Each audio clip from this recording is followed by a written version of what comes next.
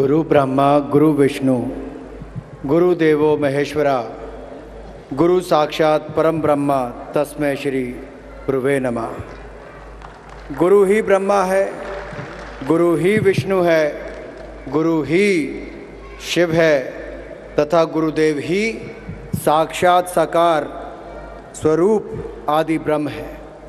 मैं यहाँ पर उपस्थित आदरणीय गुरुदेव के चरणों में पहले नमन करता हूँ, नमस्कार करता हूँ, उन्हें प्रणाम करता हूँ। साथ ही साथ मंच पर उपस्थित डॉक्टर जे रामेश्वर राव जी, जीवी भास्कर राव जी, उपस्थित सभी सम्मानित मंच, सभागार में उपस्थित सभी मेरे प्रिय भाई और बहनों, मैं सबसे पहले तो इस शुभ कार्य के साथ जुड़े हुए सभी महानुभाव जिन्होंने इस सपने को साकार करने का काम किया है, अपने दिल की गहराइयों से सबका बहुत बहुत आभार प्रकट करता हूं, बहुत बहुत धन्यवाद देता हूं। 21वीं शताब्दी है, लेकिन जो विचार आज से कई शताब्दी पहले दिए गए वो आज भी उतने ही सत्य हैं। विचार भी उतने बड़े हैं और मुझे प्रसन्नता इस बात की है कि स्टैच्यू ऑफ इक्वालिटी, समता का ये प्रतीक ना केवल 216 फीट ऊंचा है, बल्कि ये देश और दुनिया के लिए एक बहुत बड़ा तोहफा आपने दिया है, जिसके लिए मैं आपका बहुत बहुत आभार प्रकट करता हूं। गुरु की महिमा अपरंपार है और मैं तो ये कहूँगा कि आदरणीय स्वामी जी ने जिस तरह से इस मंच से आप सबको संबोधित कर रहे थे, तेलुगु में भी, हिंदी में भी, इंग्लिश में भी, ये अपने आप दिखाता है गुरु का महत्व क्या है। आपको सीधे ऊपर जोड़ने का काम करता है और सीधा संदेश देने का काम भी करता है। और भारत की ये भूमि इसीलिए महान कही जाती है। हजारों वर्ष पुराना हमारा इतिहास आज भी दुनिया में भारत को अलग स्थान पर लाकर खड़ा कर देता है।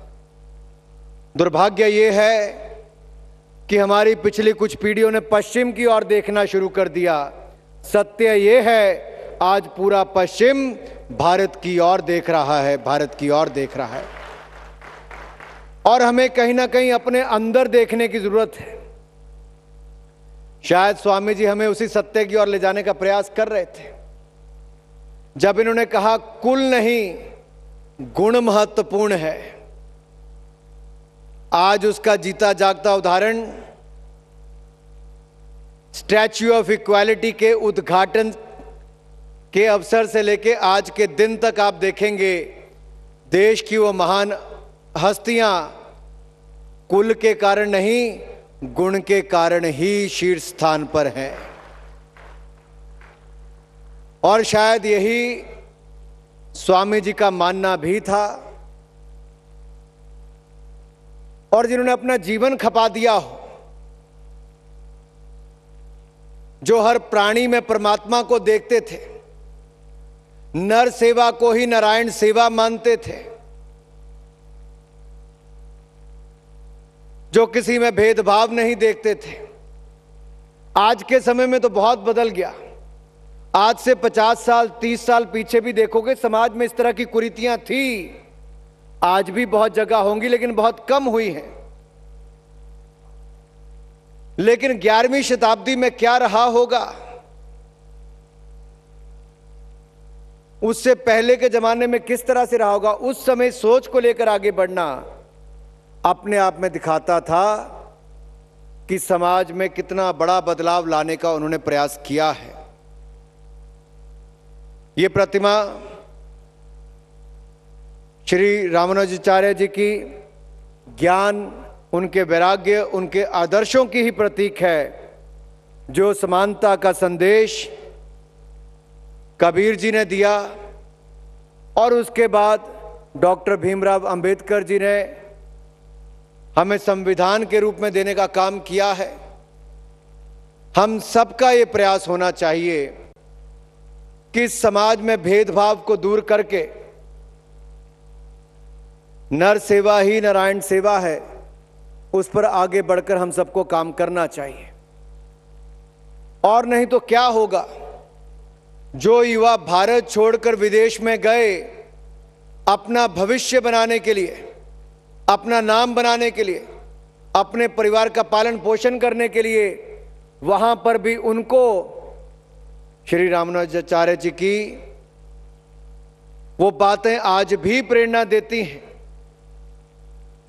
आज भी उनको समाज सेवा की ओर आगे प्रेरित करती हैं। स्वामी जी ने यहां पर कहा कि एक युवा साथी सिएटल से था, दूसरा डैलस से था। वहां से छोड़कर यहां पर नेत्रहीन लोगों को, हमारे युवा भाई और बहनों को अपने टेक्नोलॉजी के माध्यम से उनके जीवन को सुगम बनाने के लिए, उसमें और सुधार लाने के लिए, उसमें और सुविधाएं लाने के लिए अपने टेक्नोलॉजी का उपयोग करके, चाहे वो छड़ी थी, चाहे वो डस्टबिन था, छोटा हो सकता है लेकिन उनके जीवन में बहुत बड़ा महत्व रखता है। मेरे भाई और बहनों, ये छोटे छोटे प्रयोग भी उनके जीवन में बहुत बड़ा बदलाव ला सकते हैं। मैं तो इतना कहूंगा, मैंने बहुत जगह देखा है, हर व्यक्ति अपनी तरह से प्रयास करता है कि किसी ना किसी तरह से अपना योगदान दे सके। मैं तो इतना ही कहूंगा, स्वामी जी जब आपने एक दलित परिवार की बात कही, दूसरी ओर आपने किसान की बात कही, जो जीवन में साल का मुश्किल से 1 लाख रुपया कमाता है, महीने का 9,000 10,000 रुपया मुश्किल से कमाता है, उसके जीवन में 10,000 रुपये चले जाना, 1 महीने की कमाई चले जाना, ये बहुत बड़ी घटना है। लेकिन उसने फिर भी सोचा मेरा योगदान कहीं ना कहीं उस प्रभु की प्रतिमा बनाने के काम आएगा जिन्होंने इस दुनिया को बहुत बड़ा संदेश देने का काम किया है। मैं एक छोटी सी घटना आपको बताना चाहता हूं, अगर स्वामी जी 2 मिनट में और ले सकूं आपकी अनुमति से। आपने वाइल्ड फायर की बात की कि अमेरिका में वाइल्ड फायर हुई, हजारों एकड़ जंगल नष्ट हो गए। हम अधिकतर समय चैनल्स पर देखते हैं, खबर आती है इतने घर जल गए, इतने करोड़ों रुपए का नुकसान हो गया। लेकिन क्या आपने 2 मिनट के लिए भी सोचा है उन पशुओं का, पक्षियों का क्या हुआ होगा जिनके लिए वो जंगल ही सब कुछ था, जिनको तो अपनी जान बचाने के लिए चंद मिनट नहीं मिले होंगे जब आग ने चारों तरफ से घेरा होगा, जिन्होंने अपने घोंसले बनाए होंगे, अपने छोटे घर बनाए होंगे, कहीं गुफाओं में रहते होंगे, जंगल की आग में करोड़ों ऐसे पशु पक्षियों की जानें चली गई होंगी। हम कैसे इसको बचा सकते हैं? हम जैसे लोग तो अपना घर परिवार छोड़कर गाड़ियों में बैठकर आ गए होंगे, सरकार ने भी काम किया होगा, हेलीकॉप्टर ने भी आग बुझाने का काम किया होगा, लेकिन उन करोड़ों पशु पक्षियों के साथ क्या हुआ होगा जिनको आग की लपेट में अपना जीवन गंवाना पड़ा होगा? उसके लिए भी काम करने का आप लोगों ने काम किया है। मैं तो यही कहूंगा, जीवी भास्कर राव जी ने, इनके परिवार ने यहां 100 एकड़ भूमि देने का काम किया है, तो नेत्रहीन विद्यालय चलाने का काम भी किया है, सांस्कृतिक विद्यालय चलाने का काम भी किया है। आप धर्म और संस्कृति को आगे बढ़ाने का और बचाने का काम भी कर रहे हैं। तो वही जो कहीं ना कहीं दिव्यांग रह गए, उनके साथ कहीं ना कहीं कुछ कमी रह गई, उनको भी आपने कमी नहीं छोड़ी, उनको भी समाज में और जीवन में आगे बढ़ने का प्रयास किया है। इसके लिए भी मैं आपका बहुत बहुत आभार प्रकट करना चाहता हूं।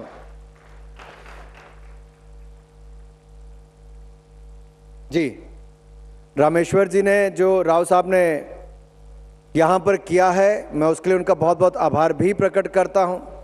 मुझे तो आज मौका भी मिला डॉक्टर रामेश्वर राव जी के दोनों पुत्रों के साथ मिलने का भी। मैं देख रहा था जीवन में ईश्वर ने उनको बहुत कुछ दिया है, लेकिन फिर भी बहुत विनम्र है, समाज के प्रति बहुत समर्पित हैं। और मैं चाहता हूं कि आप आगे भी इसी तरह से समर्पण भाव से चलें। जब एक गरीब से गरीब व्यक्ति भी अपनी ओर से सब कुछ देने का प्रयास कर रहा है, तो आपको तो जीवन में बहुत कुछ मिला है, हम सब मिलकर करेंगे। मोदी जी ने एक और दुनिया भर में योग दिवस 21 जून को मनाने का काम किया। पूरी दुनिया के देशों ने उसको योग दिवस के रूप में 21 जून को मनाया है। भारत में से विलुप्त हो रहा था, लेकिन अब दुनिया ने उसको अपनाया है।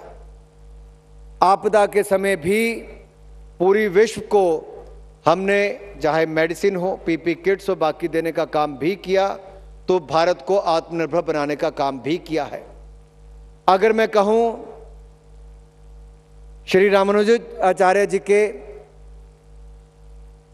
जो सोच थी वो कहीं ना कहीं सबका साथ, सबका विकास, सबका विश्वास और सबका प्रयास, यही मूल भावना उसके पीछे थी। और आज की मोदी जी की सरकार भी उसी मूल भावना के साथ सबका साथ, सबका विकास को लेकर काम कर रही है। और स्वामी जी, मैं आपको विश्वास दिलाता हूं, समाज के सभी वर्गों के लिए हमारी सरकार समर्पित रहेगी। आपने एक बहुत बड़ा काम करने की शुरुआत की है। मैं आपको, समाज के सभी, अपने उन भाई और बहनों का आभार प्रकट करता हूं जो इसके साथ जुड़े हैं। और ये भी कहना चाहता हूं, हम आगे भी अपना योगदान देते रहेंगे ताकि कहीं पर कोई कमी ना आए। आप भी सब अपना योगदान देते रहिए। देश और विदेश में जो भी हैं वो सब अपना योगदान दें। आपने मुझे आने का अवसर दिया और 216 फीट ऊंची श्री रामानुजाचार्य जी की ये जो प्रतिमा आपने देश और दुनिया को समर्पित की है, उसके लिए मैं आपका बहुत बहुत आभार प्रकट करता हूं। दिल की गहराइयों से एक बार फिर बहुत बहुत धन्यवाद करता हूं। और डॉक्टर रामेश्वर राव जी का एक बार फिर धन्यवाद कि आपने मुझे यहाँ पर निमंत्रण दिया। स्वामी जी, आपका आभार कि आपने मुझे आशीर्वाद दिया है। आपका बहुत बहुत धन्यवाद। जय भारत, जय हिंद।